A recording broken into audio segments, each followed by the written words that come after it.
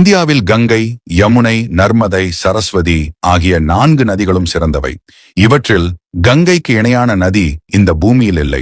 பண்டைய காலத்தில் நர்மதை நதி பல வருடங்கள் தவம் செய்து பிரம்மதேவனை மகிழ்வித்தது. மகிழ்ச்சியடைந்த பிரம்மதேவன் என்ன வரம் வேண்டும் என்று கேட்டார். நர்மதை நதி, பிரம்மாதேவரே, நீங்கள் என் தவத்தால் திருப்தி அடைந்தால் என்னை கங்கை நதியைப் போல் ஆக்குங்கள் என்றது.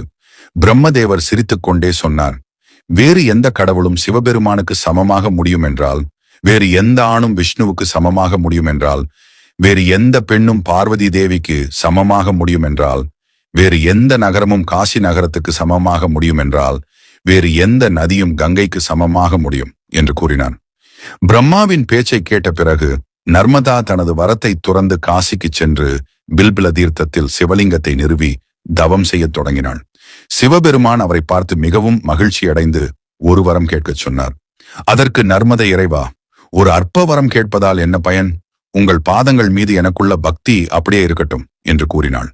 நர்மதாவின் வார்த்தைகளை கேட்ட சங்கரர் மிகவும் மகிழ்ச்சி அடைந்து, நர்மதா, என் ஆசிர்வாதத்தால் உன் கரையில் உள்ள அனைத்து பாறைகளும் சிவலிங்கங்களாக மாறும். கங்கையில் நீராடிய உடனேயே பாவங்கள் அழிக்கப்படுகின்றன. யமுனை 7 நாட்கள் நீராடி அனைத்து பாவங்களையும் அழிக்கிறாள். சரஸ்வதி 3 நாட்கள் நீராடி அனைத்து பாவங்களையும் அழிக்கிறாள். ஆனால் நீ உன்னை கண்டாலே அனைத்து பாவங்களையும் அழித்து விடுவாய். நீ ஸ்தாபித்த நர்மதேஸ்வர் சிவலிங்கம் புண்ணியத்தையும் முக்தியையும் தரும் என்றார். அந்த லிங்கத்தில் சங்கரர் இணைந்தார். இவ்வளவு தூய்மையை பெற்ற பிறகு நர்மதாவும் மகிழ்ச்சி அடைந்தார். அதனால்தான் நர்மதாவின் ஒவ்வொரு கல்லும் சங்கரே என்று கூறப்படுகிறது.